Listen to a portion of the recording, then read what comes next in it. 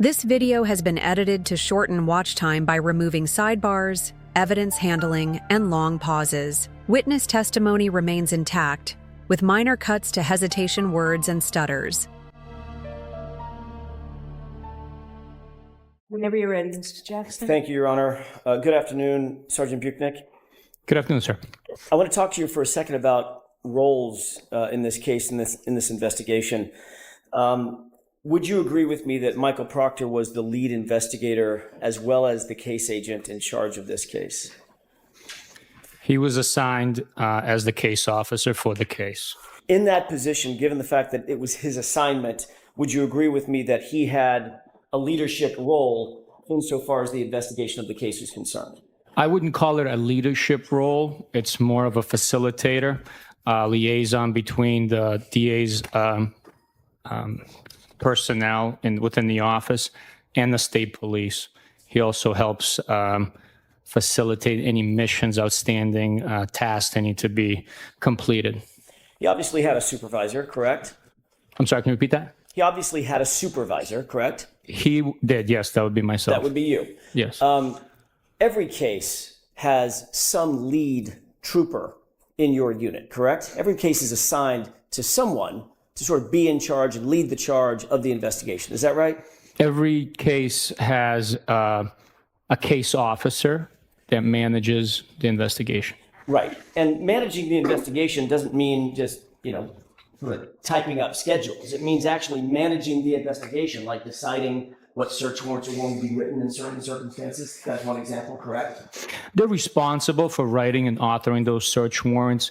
Sometimes the recommendation, suggestion, or leadership comes from the supervisors or the DA staff, where their experience might dictate otherwise. And sometimes it comes from the lead case agent himself or herself, correct? At times, yes. Every team, even back when you were in the military, you were on many teams in the Marine Corps, correct? I'm sorry, you were speaking, facing away from me. I couldn't hear you. Every team, including back in the time you were in the military, back in the time you were in the Marine Corps, every team has multiple individuals involved in that team, correct?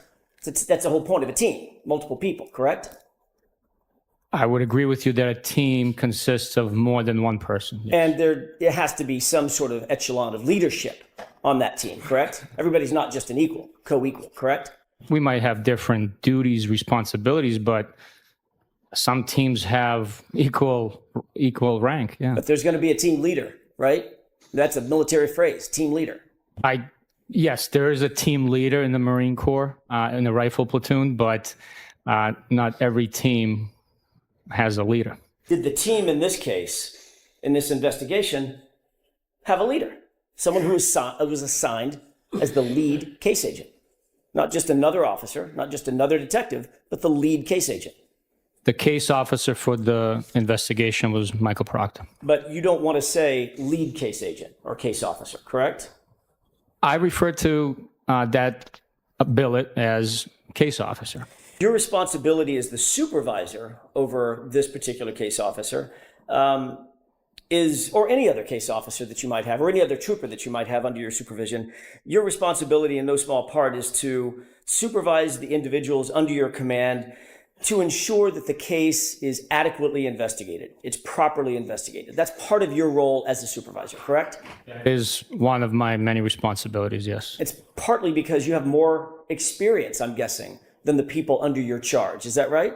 Certainly in my position, but there are many instances where a sergeant might have less experience than a well-seasoned trooper that's been in the office for 15 to 20 years. So fair enough. Fair enough. That may be the case, but under ordinary circumstances, you earn your way into a supervisory role in the Massachusetts State Police through both not just time, but time and experience, correct? We take an exam and then get promoted based on the exam. Part of the responsibility that you have as a supervisor is to make sure that the case is properly investigated, and that may include making sure you have the right suspects, right? The array of suspects that may exist, you want to make sure, and you supervise to make sure that array of suspects is appropriate and proper, correct? In every investigation, we follow the evidence. We follow the statements made, provided by eyewitnesses, witnesses in the case. Sometimes the defendants or the suspects provide statements to us At many instances, those could be contradictory statements. We follow the evidence in every investigation, and that evidence determines who the suspect, person of interest, or ultimately the defendant is. And you want to make sure that you gather, or that your subordinates gather, that evidence in an appropriate and objective way. It's obviously the foundation of a good investigation, correct? I'm sorry, can you repeat that? Maybe. You obviously, as a supervisor, want to make sure, you talked about following the evidence, you want to make sure that that evidence is gathered in a way that is adequate, in a way that is objective, that in a way that is unbiased, so that you can gather the evidence that will lead you to the right folks, right? The right suspects. We always want to gather as much evidence as possible. We conduct that gathering in the most appropriate ways possible. Sometimes there are tough decisions that have to be made where we have to either decide whether we're collecting evidence A or evidence B, and those decisions have to be made on the spot. At times it's a time-sensitive matter. At times it's a decision made by a group putting their heads together and deciding on that. So I don't know if that answers your question, but that's the most Let's try it again. Accurate explanation. Okay. You done? I am. Okay. Let's try that again. You want to make sure that the evidence, as a supervisor, supervising your subordinates, you want to make sure that the evidence is gathered in an appropriate way, in an objective way, correct? Yes or no? Yes. Okay. You're also doing everything you can as a supervisor and someone with the experience to make sure that the highest levels of integrity and those demands are met in any investigation that you work on. If there was a question of integrity, those individuals would not be part of an investigation. That includes knowing, obviously, what your subordinates are doing. During the conduct of the investigation, during the process of us investigating a crime, yes, we know what is going on, because every bit of information that comes in needs to be shared, and we need to make sure the whole team is aware of all the evidence and information that is available to us at the time. You want to make sure that, I'm going to use a colloquial phrase, you keep tabs on those who are reporting to you, correct? What are they doing? What are they engaged in? When are they coming and going? Who are they interviewing? Things of that nature. Basic investigative things, correct?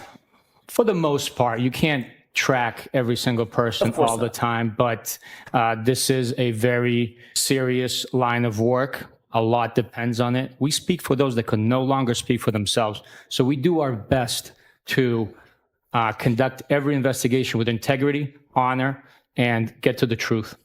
If you don't properly supervise, and I'm talking about your role now as a supervisor, if you don't properly engage in that supervision, it obviously increases chances for mistakes. It increases chances for bias to seep in. It increases chances that something could affect the adequacy of the investigation, correct?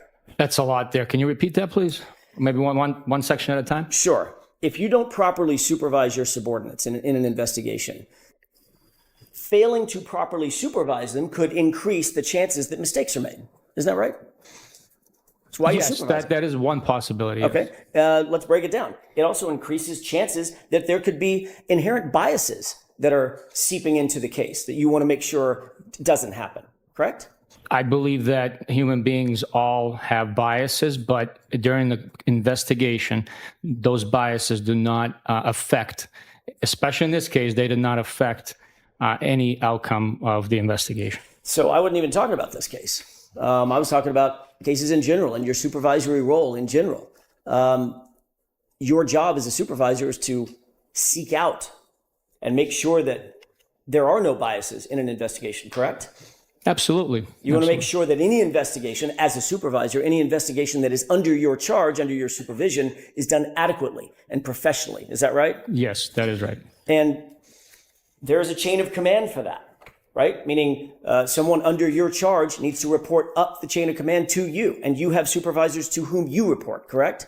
Yes, it's a paramilitary structure, and it is in order for the colonel to keep command and control over the entire agency of 2,000 plus people, it is absolutely necessary for there be a reporting up and down within the ranks of the Massachusetts State Police. And you have, by the way, what's your chain of command? Who did you report to back in 2022?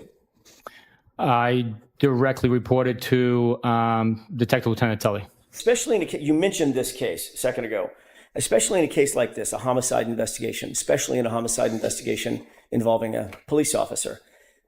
You have to maintain your knowledge, an intimate knowledge of those under your command, under your charge, to ensure that what they're doing fits what you believe to be the proper protocol. In other words, you're not just going to let people loose. You're going to watch what they're doing and actually supervise them, correct? Yes, absolutely. We are professionals, and we conduct each and every investigation with that in mind and with the integrity that is necessary. You just used the word I was about to use. That ensures the adequacy of the investigation, correct? Yes. To use your word, that ensures the integrity of the investigation. Is that right? Yes, that's correct. As you sit here today, do you believe that this investigation, now I'm going to turn to this investigation, was conducted with professionalism, with competence, at the highest level of integrity? This investigation was conducted professionally, with integrity, and all the evidence collected, all the statements collected, pointed in one direction. There was no bias influence on the evidence, on the information that was collected, or which direction the investigation pointed naturally. Former Trooper Michael Proctor was the person who was the assigned case agent, the lead case agent in this particular investigation, correct? Michael Proctor was the case officer for this investigation.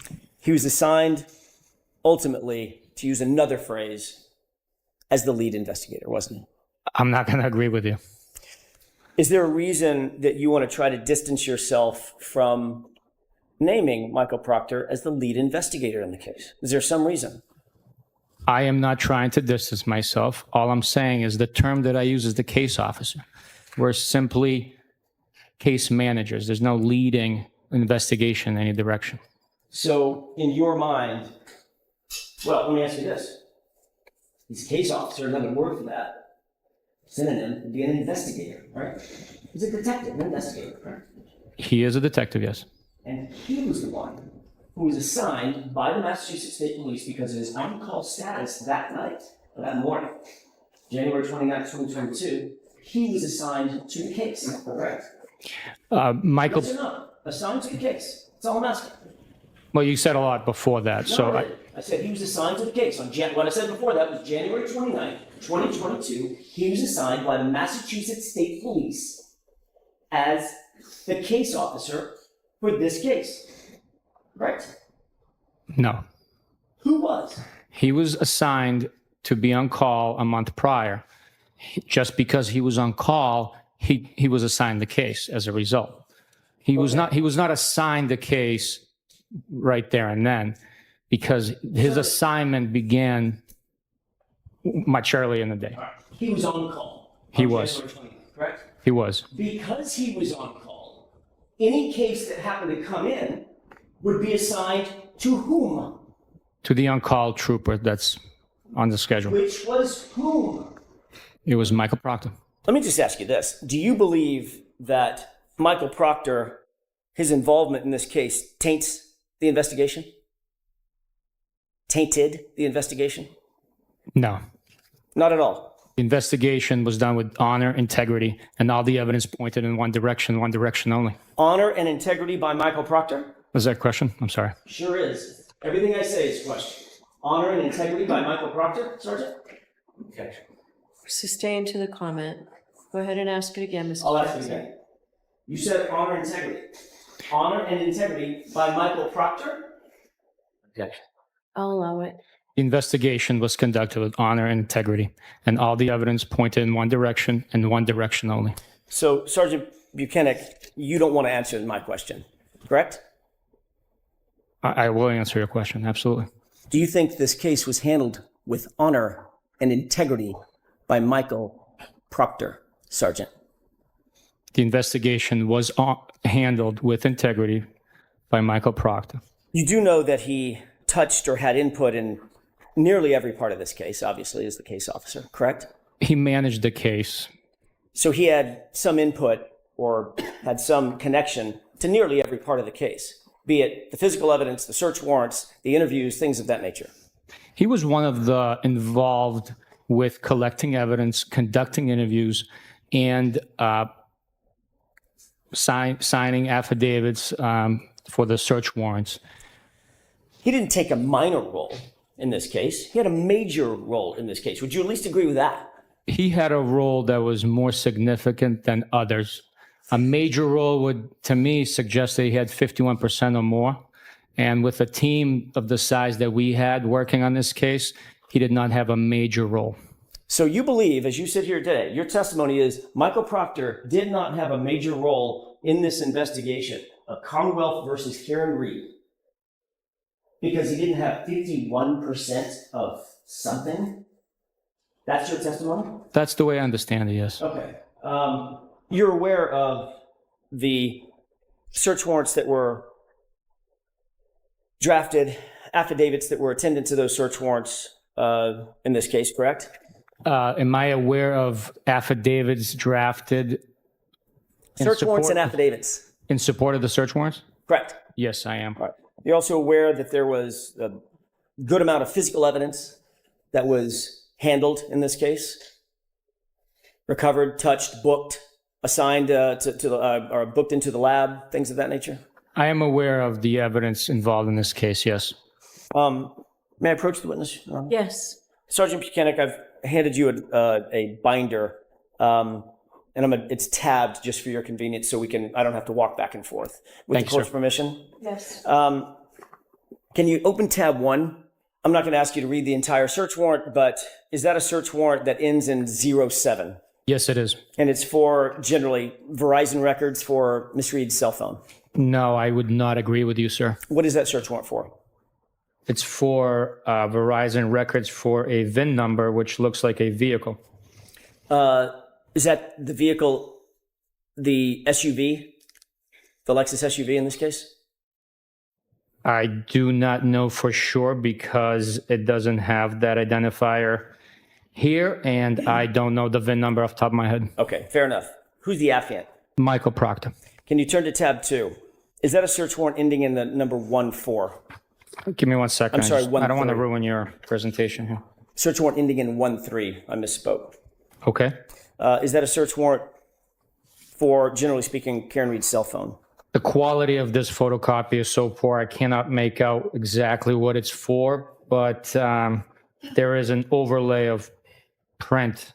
I can read what is presented to me, if that's what you want me to do. I do not know if this is an authentic copy of a search warrant. Let's just look at the affidavit. Can you tell me who the affiant is? On this document, the affiant is Michael Proctor. Can you turn to tab? By the way, just staying with that for a second, you said you don't recognize it. Do you recognize it as being attendant to this case? The application or the affidavit? The search warrant. Well, Again, they go together. The application or the together? They go together. I understand that, but I'm asking which document you want me to. The document in total. In other words, it's not a search warrant dealing with a different case. It's dealing with Ms. Reed's case, correct? Again, I cannot say from the search warrant because of the quality of it. The addendum A appears to be with this case. Okay. Have you And ever the seen it before? I'm sorry? Have you ever seen it before, this search warrant? I haven't read the whole thing, so I can't testify to that. So this could be a search warrant that you never even saw? Based on what you're presenting to me, never having seen or not having read all the details of it, I cannot say whether I've seen it before or not. So you're not sure that Michael Proctor didn't just do the search warrant without your knowledge as you sit here? I don't know if this is truly Michael Proctor's product. Think that might be a forgery? I'm sorry? You think that might be a forgery at the end of that affidavit? Well, for one, it's not signed.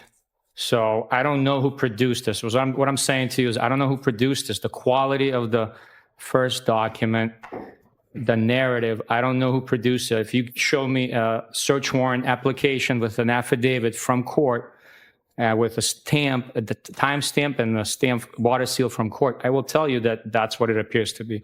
What you've shown me here, I don't know what this is. Otherwise, looking at that document, seeing the affidavit, seeing the addendum, seeing Michael Proctor's name on it, no clue whether or not that's a warrant that's attendant to this case that Michael Proctor drafted and submitted. You have no clue. I can't take you at your word. I'm not asking you to take me at my word, sir. I'm not testifying. I'm asking you to take the document at his word. Do you recognize it or not? If you don't, you don't. I do not know. Okay, let's turn to tab 3. Does that appear to be a search warrant ending in the number 14? Yes, it is. And does that appear to generally be associated with Ring camera footage at One Meadows? Or can you not tell that? It has an email address, an associated MAC address. So yes, that's what it appears to be. Okay, can you tell me who the affiant is? Again, this is not a signed search warrant. This is just an affidavit. Whose name is at the bottom of it? The name at the bottom printed is Michael Proctor. Can you turn to tab 4?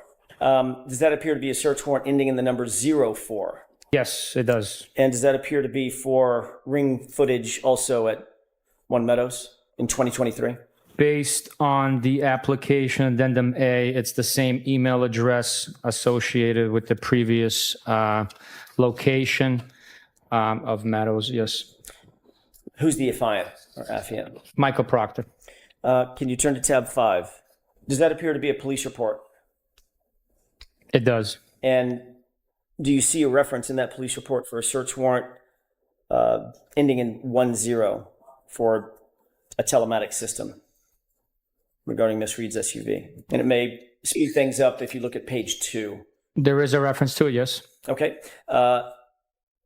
Whose report is that?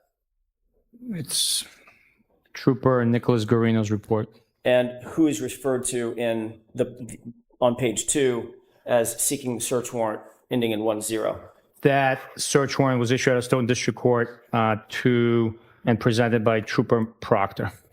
Turn to tab 6, if you wouldn't mind. Do you see a search warrant ending in the number 77? I see the application, yes. And this deals with Google and some geofence data, correct? Yes, it is. Who's the affiant? Again, this search warrant is not signed, but I would say this isn't an actual search warrant, but it seems like at the bottom it says Trooper Michael Proctor. If you turn to tab 7, please. Does that appear to be a report authored by Nicholas Guarino? It does. Does that deal with John O'Keefe's cell phone? It's a report written by Nicholas Guarino referencing Mr. O'Keefe's cell phone, yes. And it indicates that Mr. O'Keefe's cell phone was seized by a particular trooper? That's what the report indicates, yes. Who's the trooper? In this report, it says that Trooper Proctor secured the cell phone. Turn to tab 8, if you don't mind. Do you see a similar report by Trooper Guarino? Yes. And do you see reference to Karen Reed's cell phone having been seized? Yes. And that was seized by Trooper Proctor also, correct? Yeah, him and I were there together. His name is in the report, though. Yes, his name is in the report. Your name is not in the report, is it? I'll have to check. Give me a second, please. My initials are in the report. Turn to tab 9. Do you see a report by you I do. indicating early spring 2022? There was a CPD video requested by somebody, correct? Yes. Who did you indicate requested that CPD video? The case officer, Trooper Proctor. And you went and actually, in this instance, you actually went and got the video and delivered it to him, correct? At his request. Yes, as the case officer, I would, yeah. Because as the case officer, he's entitled to ask for things, have them delivered, correct? Anybody's entitled to ask for things, absolutely. We are pursuing justice. We're looking for any and all possible evidence. I'm sure you are. As the case officer, he's entitled to ask for things to be delivered to him. Yes, yes. Even by his supervisor. Yes, absolutely. If you don't mind turning to tab 10, please. Do you recognize that report? I'm sorry, I was still turning. It's the same report. Same report, different paragraph, also talking about, or the different sentence, talking about a July 2023 CPD or Canton Police Department video that was also requested, correct? I'm sorry, can you repeat that question? Sure. That particular part of the report, where I'm directing your attention to July of 2023, there was a Canton Police Department video requested by someone, correct? Yes. Who was that requested by? Trooper Proctor. And who delivered it to Trooper Proctor? I did. Turn to tab 11, please. Do you see a document referencing the analysis of Canton Town Library videos? I do. And who is it that's listed as having received and reviewed and analyzed the town library videos? Give me just 1 second. I have to read the report. It was Trooper Proctor that analyzed the video and wrote up the timeline. Thank you. Sergeant, if you'll turn to tab 12, do you recognize that as being a November 2023 report? Yes, it's report numbered 83. And who authored that report? This report is authored by Trooper Michael Proctor. Does that indicate, and I'm not going to ask you to go through the entirety of the report, but if you scan that report, does that indicate certain items of evidence that Trooper Proctor claimed to have recovered on his own? Pieces of plastic, small black plastic, clear plastic, fragment of glass on February 11th, 2022, 3 pieces of clear plastic on February 11th, 2022, clear and red plastic pieces on February 18th, 2022. Is all that referenced in there? Those items are documented in this report as were collected, yes. And those are all documented having been collected by Trooper Proctor himself, correct? Yes, they were. And if you'll turn to tab 13, this is an evidence submission form, correct? I'm sorry, 13? Tab 13, yes, sir. Yes, it's a copy of an evidence submission form from March 14th, 2022. And that indicates submission of certain items of physical evidence from Massachusetts State Police custody to the crime lab, correct? I would say so, based on this copy's information on there. Yes, I would say so. And who's the person who submitted the items that I'll ask you about? It is Trooper Michael Proctor. And those items include clothing, is that right? We don't have to go through them line by line, but generally, you see clothing items mentioned on there? The first line is a clothing item, yes. That includes a lot of what we saw today, Sergeant Bukhenik, the shirt, the orange shirt, the sweatshirt, blue jeans, belt, correct? Blue jeans, belt. What was the other thing that you listed? Shirts. There was a shirt, yes. It also lists certain items of plastic, certain items of glass, is that right? Some of those items are listed, yes. And it even mentions the straw that you talked to Mr. Brennan about, correct? Yes, the straw is mentioned and numbered. And all of those items were submitted on March 14th, 2022, correct? That's what the form indicates, yes. And all of those items were submitted by Michael Proctor from his custody and control to the crime lab, correct? That's who signed the form. So the things that, according to the form at least, and your experience with forms of this nature, it was Michael Proctor who possessed and controlled those items before they were turned over to the to the crime lab, correct? That would be accurate, yes. So he would have maintained all of it, is that right? At least at some point? They would have been in his custody as he's transporting them for processing at the lab, of course. And then after he maintained control of it, eventually he turned it over and submitted those items, correct? If the form is accurate, then yes, that's absolutely right. So we've just gone through a few things. What you and I have just gone through is not nearly everything that Michael Proctor was involved with in terms of this investigation, correct? We didn't talk about witness interviews, right? We did not talk about witness interviews, no. So there's a lot more that Michael Proctor on a day-to-day basis as the case officer was involved in addition to what you and I just talked about, correct? Yes, there was many more things he was involved in. As I mentioned, that was just report 83. There's 100+ reports in this case that were written. There's a lot of evidence that was collected and processed.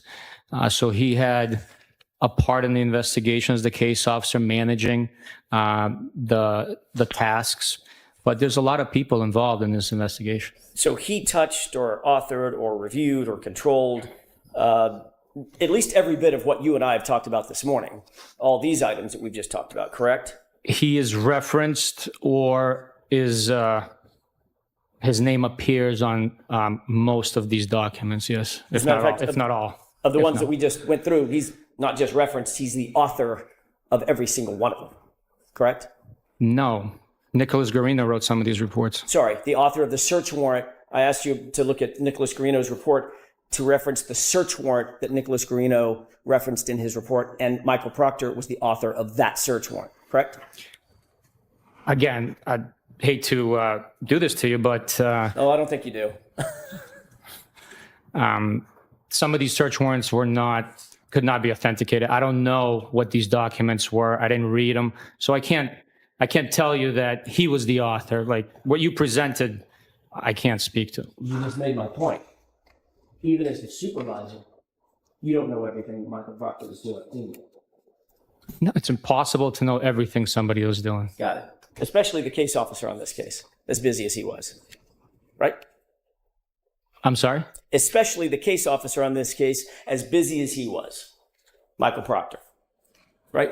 He was keeping us and his supervisors abreast of what was happening, the next step, the search warrants he was writing, the evidence that was being collected, the interviews that are being conducted, court dates and motions and stuff like that. So he would do the work and then keep you, the word you just used, keep you abreast of that work. Right, unless I was involved with the investigation myself. We did a ton of interviews together, as I authored some of these reports as well. I said there was 100+ reports.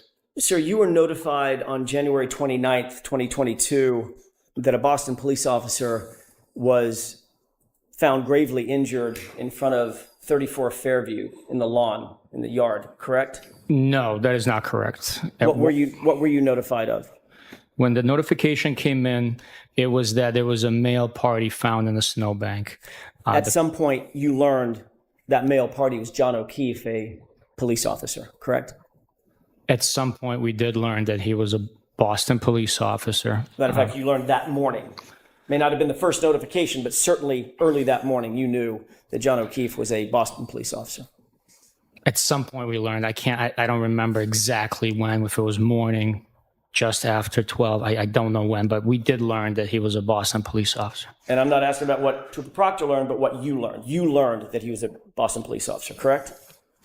At some point, I learned that he was a Boston police officer, yes. And on January 29th, did you ever respond to 34 Fairview Road at any time?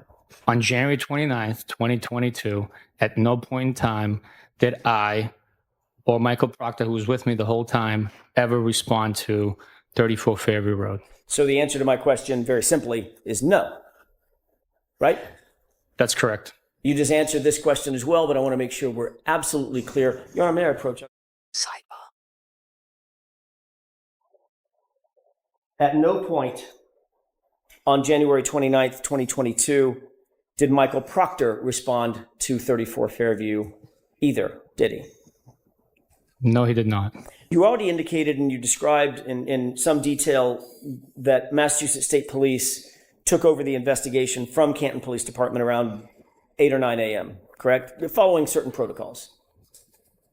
Yes, at some point in the morning, once it was determined that Mr. O'Keefe was gravely injured and was being transported to the hospital with no signs of life, and we were advised that he had a estimated 10% of survival rate, we engaged our services and responded to Canton Police to begin the investigation. So the answer to that question is yes, correct? Yes. You'll often work with a local police agency, even though a police department, even though Massachusetts State Police may have statutory jurisdiction over the case because it's a homicide, right? Yes, part of our mission is to aid and assist local police departments when they request it. In this specific situation, as I stated earlier, the DA's office has exclusive jurisdiction over death investigations, and our office has that responsibility of investigating those cases. But we work very well with local departments. So the answer to that question is yes, correct? Yes. If you can answer my question yes or no, this will go a lot faster.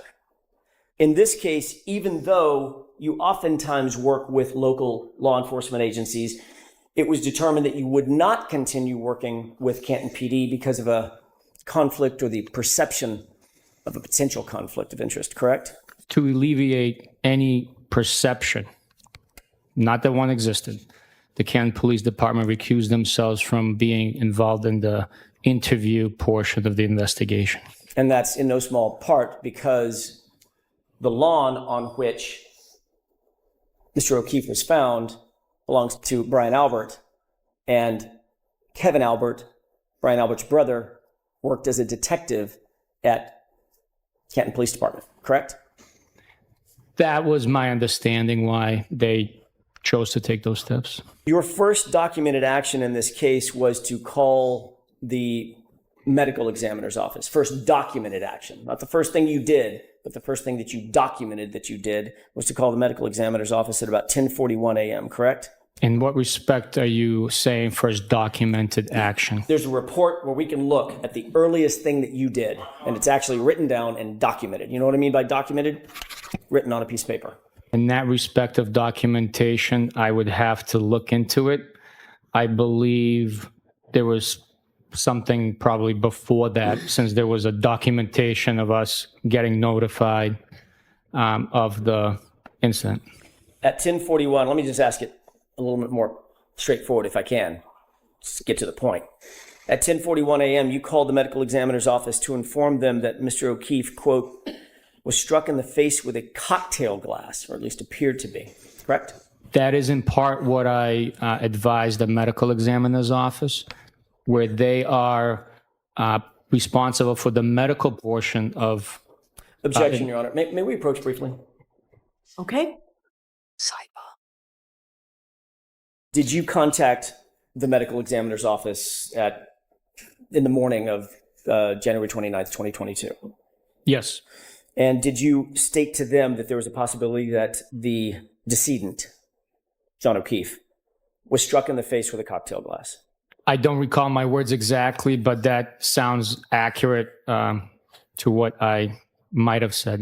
At least your initial investigation during those early morning hours, those critical hours, led you to believe at least that there was a possibility that there was a physical altercation, correct? Yes. What steps did you take at that moment to determine whether or not anybody in the house may have been involved in that physical altercation that you thought was a possibility? That's a compound question. I have to answer it separately. Answer it however you want to. It's an open-ended question, which is unlike me. What steps did you take at that moment to determine whether or not anybody in the house could have been involved in that possible physical altercation that you just described? We interviewed the homeowner and two witnesses that were in that house. You never went into the house, did you? On January 29th, at least. I personally did not go in the house. You did not secure that house or remove the occupants, did you? Which day? January 29th. I'm talking about the morning of January 29th. I did not know. You did not secure the yard as a crime scene, correct? That's correct. You didn't conduct any search of that house. No, I did not. You didn't take any photographs of the interior of that house. I did not. You didn't ask a forensic criminalist to join you and process the house, correct? That is correct. You didn't set up a crime scene log to determine who is coming in and going out of the potential crime scene. I did not. No one actually documented the crime scene by taking contextual photographs and then close-up photographs, etc., during those early morning hours, correct? I cannot speak to that. I was not there. So the answer is you didn't do that. And you didn't cause that to be done. I did not do that. Crime Scene Services section, what is that? It's a unit, specialized unit on the state police. They are specially trained with documentation, photographs, video, latent fingerprints, foot and tire impressions, footwear and tire impressions. They assist other investigators in documenting and processing scenes.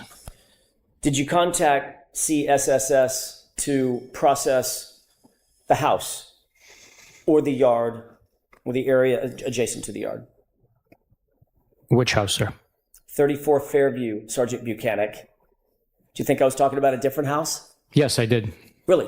Okay. Yes. Let's stick with 34 Fairview, where John O'Keefe's body was found. Did you call CSSS out to the scene to process that house? I did not contact crime scene services on January 29th to the area of 34 Fairview Road to the lawn where John O'Keefe's body was found. You mentioned that you conducted interviews that day, correct? That's correct. Where were those interviews conducted? First interview was conducted at Canton Police Department. The second, third, and fourth were conducted at a residence in Canton. I'm sorry, what was the first interview at Canton Police Department that morning? Sergeant Good. So other than Sergeant Good, I'm talking about civilian witnesses. You mentioned 3 civilian witnesses. Where were those 3 witnesses interviewed? At a residence in Canton. But not at 34 Fairview, just to be clear. They were not at 34 Fairview, no. They had been at 34 Fairview, though, hadn't they? All 3 of them. Yes, they had. As a matter of fact, Michael Proctor spoke to one, at least one of them, while she was at 34 Fairview, correct? I don't know. Weren't you with Michael Proctor when he spoke to Jennifer McCabe? Which time, sir? The first time he called her to set up the interview that morning on January 29th. I don't know where Jennifer McCabe was. I can't testify to that. I have no idea. So if that call was made, she talked about that call being made, that was made by Michael Proctor, not by outside of your presence. Can you repeat that? Sure. If there was a call made to Jennifer McCabe by Michael Proctor that morning, that was outside your presence. Not necessarily. I just did not know where she was. So the only 3 people you interviewed were Jennifer McCabe, Matt McCabe, and Brian Albert, correct? Not correct. Who else? The defendant. Other than Miss Reed, and before you got to Miss Reed, because you didn't get to Miss Reed till 3:34, correct? In the afternoon. In the afternoon. I don't know exactly what time we began the conversation. Right. I'm talking about in the morning when you were trying to figure out what was going on. You interviewed 3 people. Yes, we did. 3 civilians.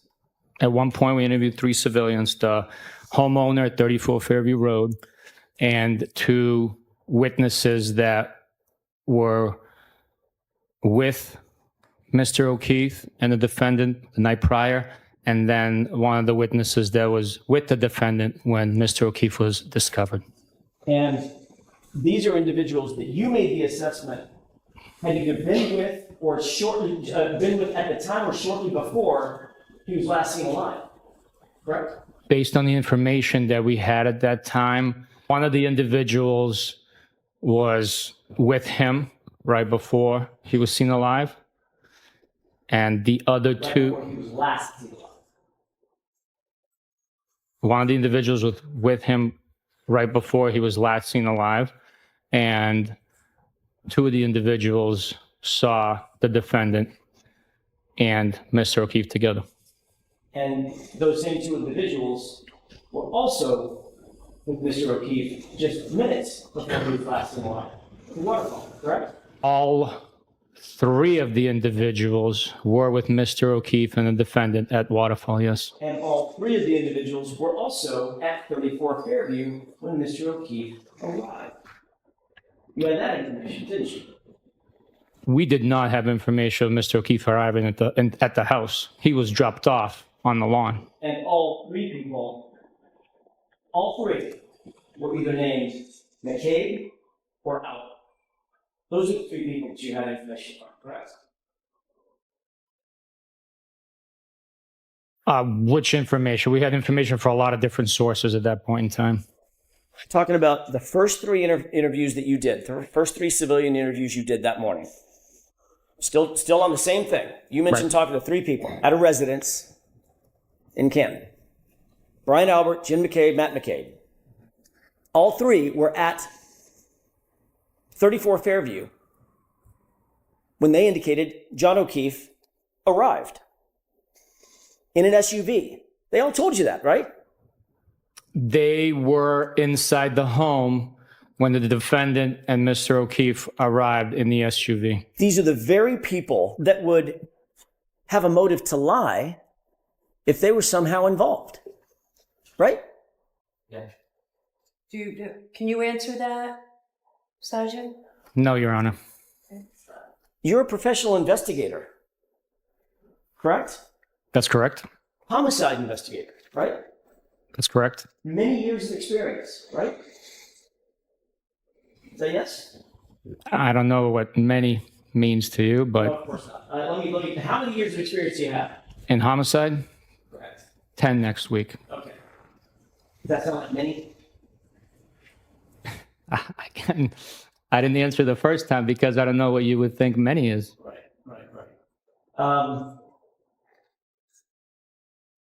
Suspects ever lied to you? Yes. Suspects lie to you all the time, don't they? All the time is not accurate. They lie about certain things to create an alibi for themselves and state contradicting facts or fabricated stories. And if someone all the has, time would mean that they're constantly lying about everything. you understand the colloquialism all the time? I Suspects. do not know the term colloquialism. Okay, let's try it a different way. If these three individuals were involved in the death of John O'Keefe or knew others who were involved in the death of John O'Keefe, who they were close to, they would have a motive to lie about that, correct? Objection. Sustained.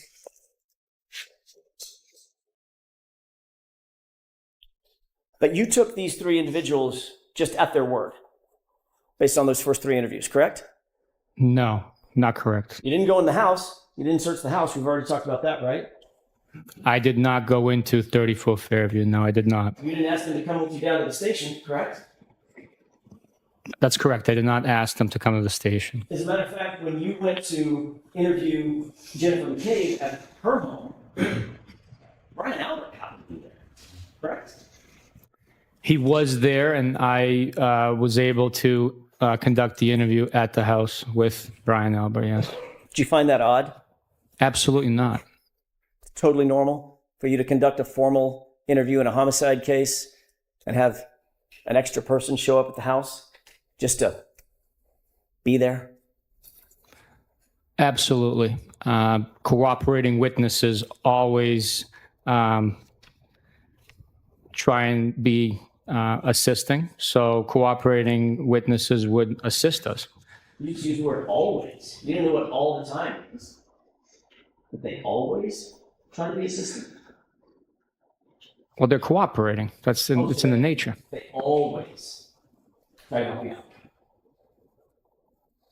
Okay, maybe I misspoke. They are cooperating witnesses. So always is such a finite, definitive statement. I apologize for using it. And if an investigator were keeping an open mind, right, open to all possibilities at the beginning of the investigation, someone that you now are calling a cooperating witness might well be a suspect who's lying, correct? Yes. That's a possibility. That is a possibility, yes. I want to shift gears for a second, Sergeant Bukhenik, and ask you about some of the physical evidence in the case. You and Mr. Proctor collected the gray sweatshirt and the orange T-shirt that we saw entered into evidence today, correct? That's correct. You talked about finding that evidence at Good Samaritan Hospital. Is that right? That is where it was seized from, yes. You described it as being on the floor, correct? That's correct, yes. Where on the floor was it when you first saw it? So on the hospital floor, not the ambulance floor, correct? When I first saw it, it was on the hospital floor, correct? All right. May I approach? Yes. Take a look at that photograph, please. Yes. Do you recognize that, sir? Yes, I do. How do you recognize it? It's one of the photographs taken from Mr. O'Keefe's emergency department room. Do you recognize the shirt or shirts that you earlier described as being in that photograph? There is an orange shirt depicted on the floor to the left side, yes. Sergeant Bukhenik, this is Exhibit 110. You just mentioned seeing an orange shirt. Do you have a laser pointer with you? If you don't, I can grab you one. I do. Can you point for the jurors where you were describing the orange? Just pick whichever TV you want to use. I'll do the one to my right so the jurors can see. There is something orange right there on the floor. Does that appear to be on top of something darker? It does appear to be on top of possibly a darker item of clothing, possibly the jeans. I'm not sure exactly from here Okay. what that is. Do you believe, as you sit here, and I'm asking it open because I don't know what the answer is. Do you believe, as you sit here, that that's the orange shirt and or the gray sweatshirt and or the jeans? If we can zoom in, I could probably pick out the pattern. So from here, it looks like it's a cut fabric, indicating that it most likely is the orange shirt. The jeans, you could see the belt loop through the jeans on the left side. I would say that that is Mr. O'Keefe's clothing that we picked up and bagged. Okay, if you could unzoom that for me. One more question. You see Mr. O'Keefe's left leg and right leg from about the little lower than mid-thigh down, correct? Mid-thigh down, I see his legs, yes. Okay, you see his right knee? The interior portion of it, yes. Okay, do you see any scrapes or marks or cuts or abrasions on that right knee? Not from this point, no. Take a look to the left. Could you zoom in on the chair? Do you see that item sitting on the chair, Sergeant? Yes, I do. What is that? That is either mine or Michael Proctor's notepad binder. Thank you. We can take that down. Concerning the two shirts that you earlier testified to as being sopping wet, did you bag those shirts or did Michael Proctor bag those shirts?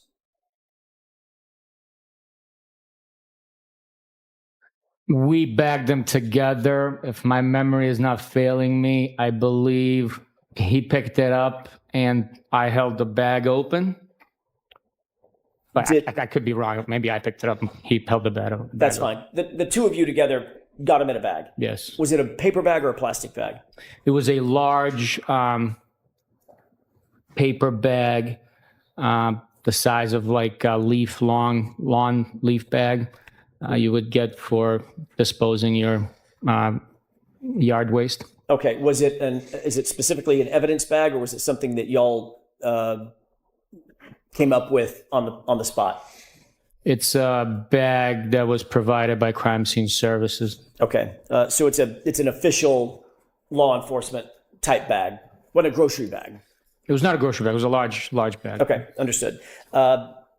Did both shirts go in the same bag? All the clothing items that were in the pile went into the same bag. Does that include the jeans and belt and boxer shorts? Yes. Okay. You went from Good Samaritan, straight to Dighton, correct? Yes. And you are the one that put the bag in your the super cab of your pickup truck? Yes. And then from Dighton, you went over to Canton PD. Is that right? Yes, we did. And then from Canton PD, ultimately, before the night was out, you ended up back at the Norfolk DA's office, which is where you and Michael Proctor officed at the time, correct? Yes. When exactly, if you recall, did you lay out the clothing? You indicated it was sopping wet. You laid it out on a butcher paper. When was that? It was during the evening hours once we arrived to the Canton office. It was about 10 p.m., I'm guessing? No, it was before that. It was before 10? Yes. Sergeant, I just want to get the record as clear as possible. Did you testify at a hearing last year, at a proceeding last year here in this courtroom, that it was about 10 o'clock at night when you finally got the clothing laid out on the butcher paper? Based on the context on the question, I might have estimated to be around 10. I would have to take a look at the exact language being used. And that's fair. I'm not trying to hold you to anything. I just want to make sure we get it as clear as possible. Fair approach? Yes.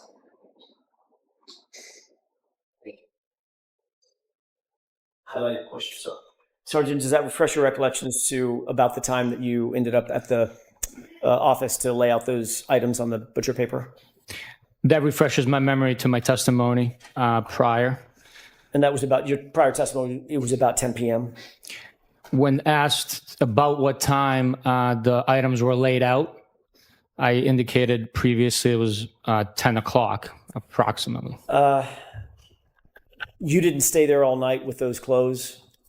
No, I did not. You left the clothes with Michael Proctor, did you not? I can't testify to leaving them, quote unquote, with Michael Proctor. We laid them out together in the drying area on the butcher paper. And then at some point, I secured from the office. I don't have a memory if he left with me or if he remained to do additional tasks in the office to, You whatever he had to indicated do. that those clothes stayed in that room starting on January 29th, 2022, so that they could dry, correct? That's correct, sir. Ultimately, they were bagged after they were dried, correct? At some point, they were, yes. Who had access to that room where they were laid out on butcher paper in those intervening, those subsequent days?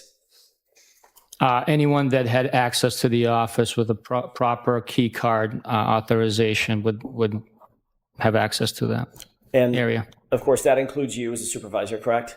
It does. It also includes Michael Proctor. It does. And those items were bagged on February 4th. Is that right?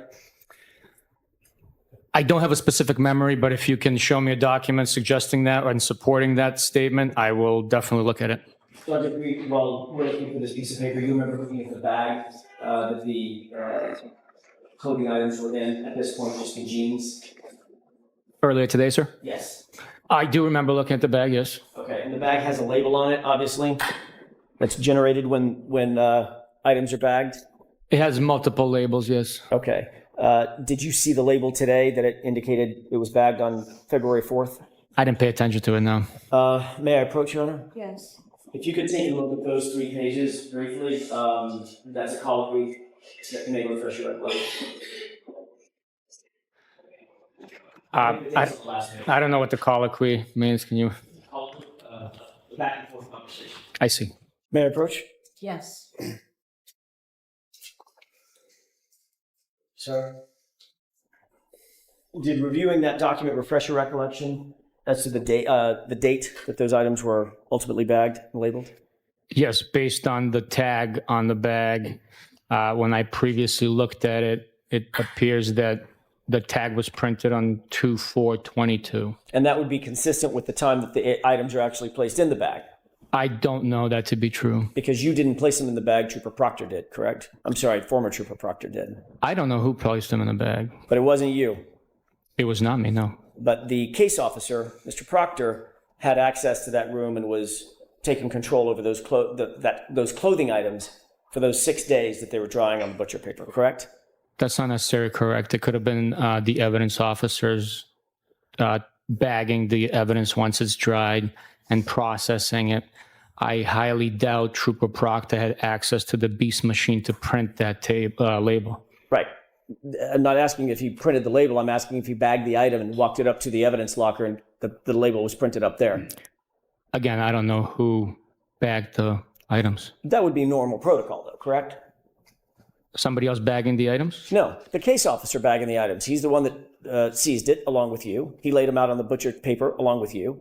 He would be the one to gather them up. I mean, the evidence officer's not going to come down there and do that without the case officer knowing, correct? Not necessarily. The evidence officer's responsibility is to handle the evidence, so I don't know who handled the evidence that day. How would the evidence officer know to go down there? How would he know that there were clothing items being laid out to dry on butcher paper unless the case officer told him? They would walk by it every day and see it. That's their workstation. So Right. they would know that, hey, this evidence is drying. There's only 4 detectives in the office at that time working on this case. We communicate daily. Right. So they would know that, hey, it's dried. Let's bag it up. Well, that's a lot of speculation, especially from the supervisor, literally, who just said, I have no idea. I was giving you an explanation of what could have happened. Right. Speculation about what could have happened, right? Well, I certainly did not bag that item. Right.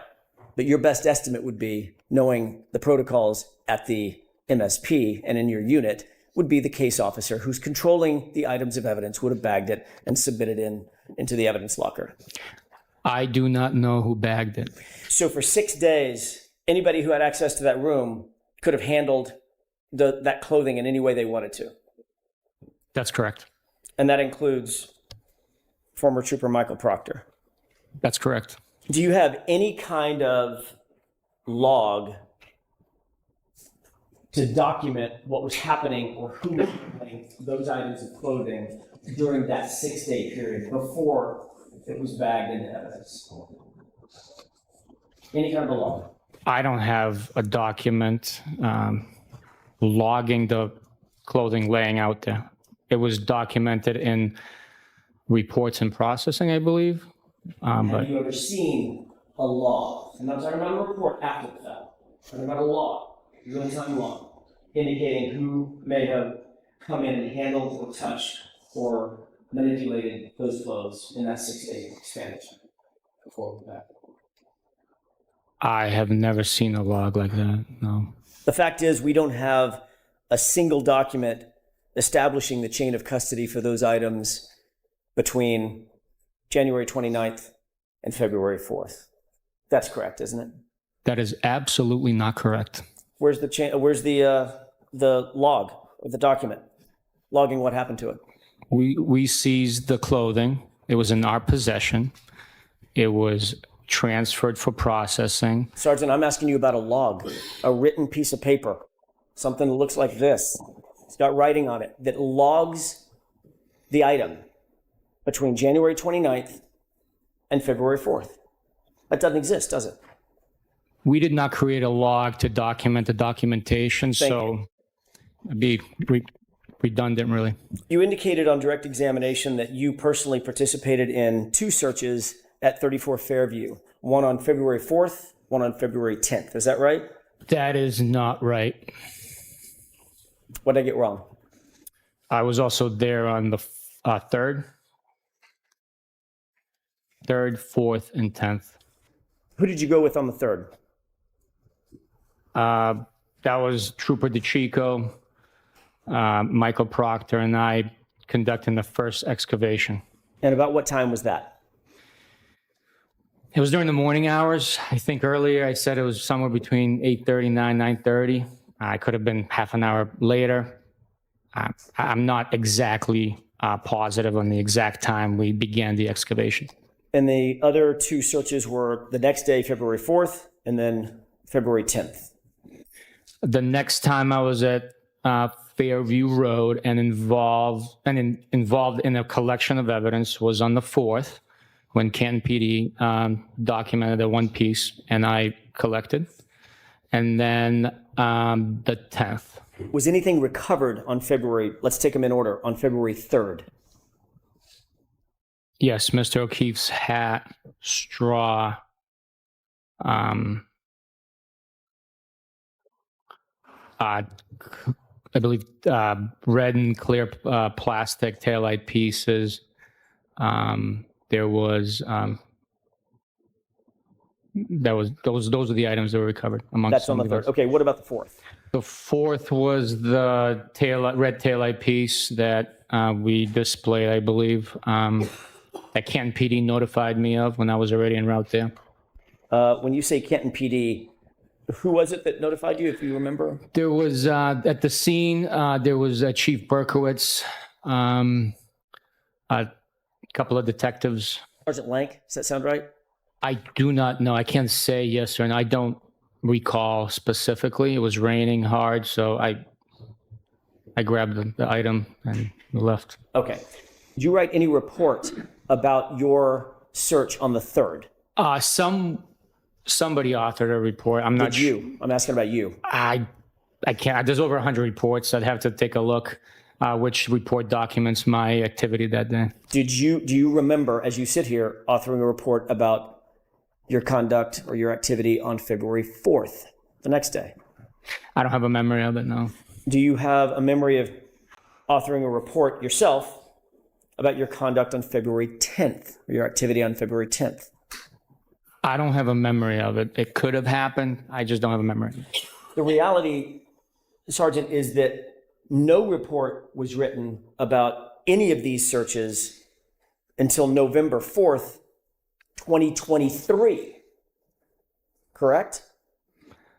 That could be possible, yes. So literally the documentation of these 3 searches about which you've testified today, the documentation did not exist until, what is that math, 17, 18 months later? That is not true. Each bag that the evidence went into was documented, the time, location, who recovered it, where it was recovered, and brief description of the items that were recovered from the scene. And by the way, we're going to get to that in a second, the evidence bags. A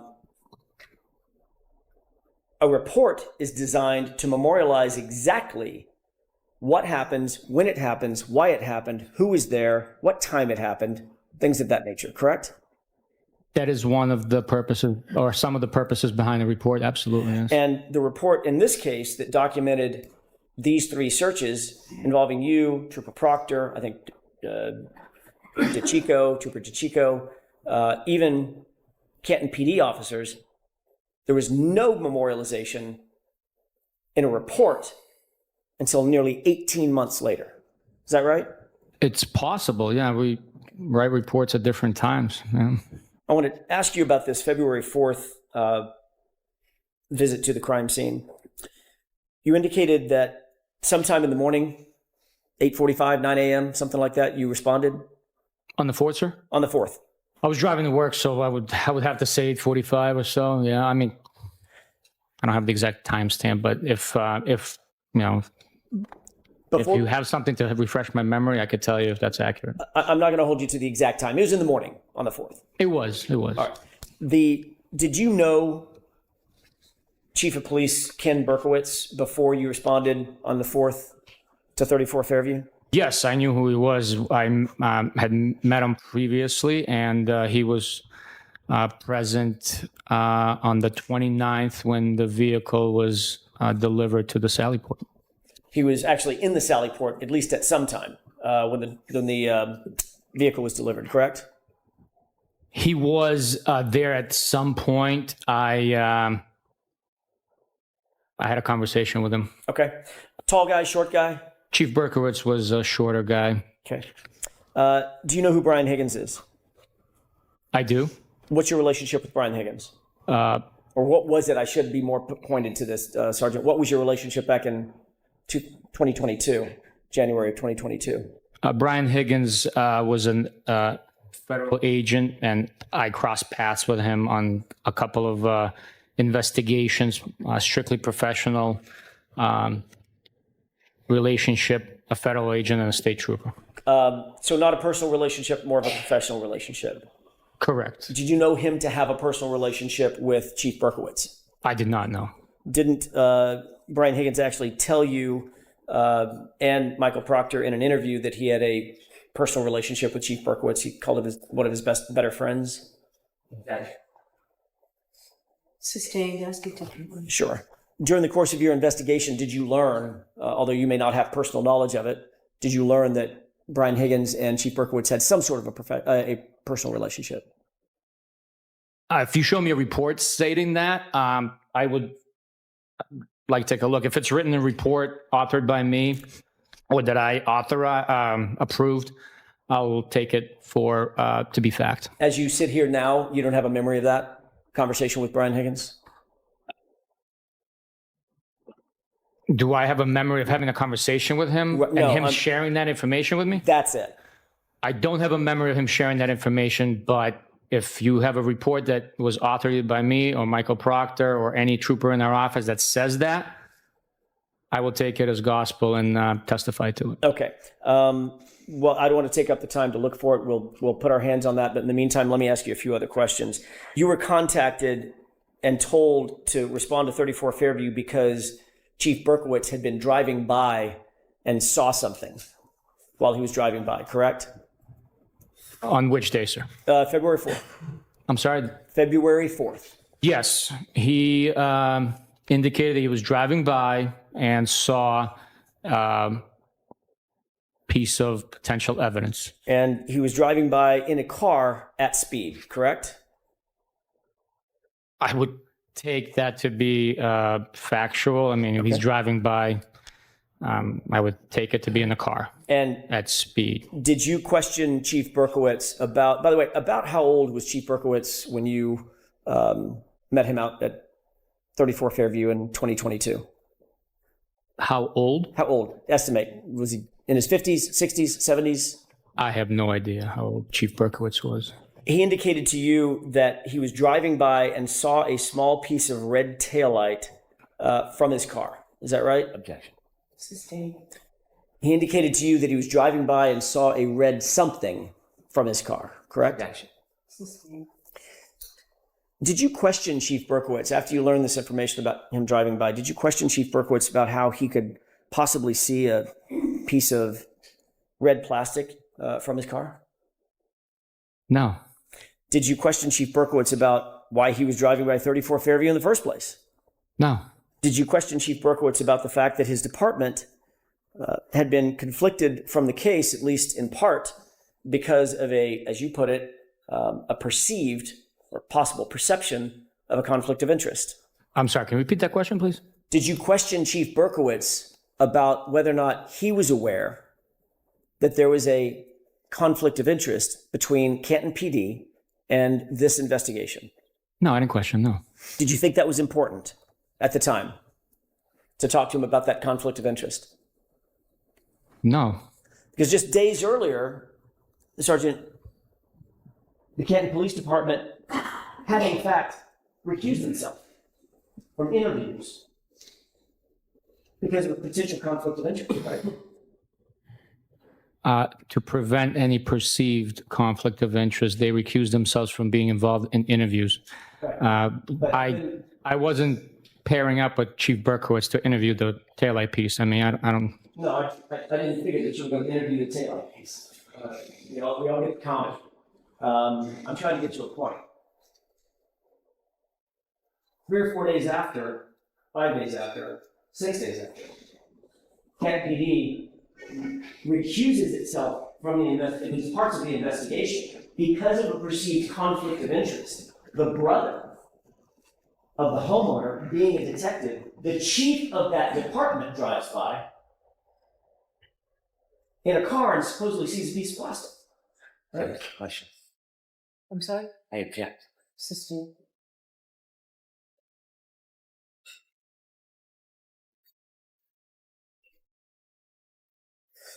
Was your understanding, at least at the time, that the whole purpose of the recusal was so there would not be a perception of a conflict of interest? To avoid that? I didn't give it much thought of the understanding why there was a recusal. I was told that they're not going to conduct interviews with us, and me being on the mission of conducting this investigation, assisting with this investigation, collecting evidence, I just knew that I needed more manpower. And the Canton police being, having recused themselves, weren't going to be available to provide that manpower to conduct interviews. And yet, it was the chief of that very department that was standing out in front of 34 Fairview when you pulled up that morning. With his detectives, they were at the location. They weren't standing outside. They were in their vehicles because it was raining really heavily. Well, Can we end at this? we can, Your Honor. All right. Sure. All right, so Sergeant, we'll be bringing you back tomorrow. All right. Thank you, Your Honor.